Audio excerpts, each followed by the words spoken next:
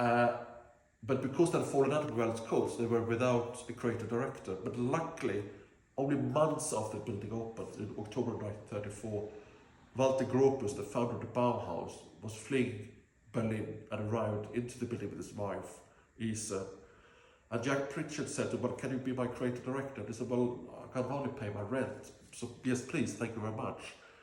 And he said, well, if we're going to do furniture, we have to use the best man for the job. And the best man for the job is Marcel Breuer of the Bauhaus, who had developed tube steel furniture a few years earlier.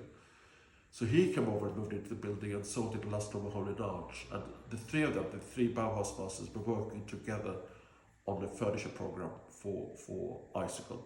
And the most famous piece is the long chair, the plywood long chair. They used plywood throughout because Jack was working for a plywood company called Venesta.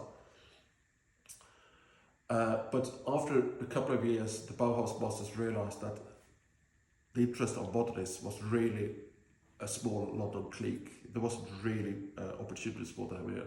And when Gropius was offered to be the head of the architecture school at Harvard, he left for the United States in 1937.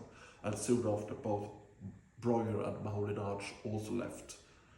So the Pritchards were left again without a creative leader.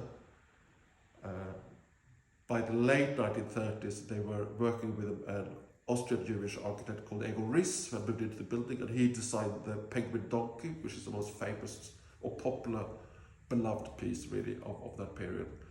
But unfortunately, the war broke out, and that was the end of plywood supplies from the Baltics, where it was coming from.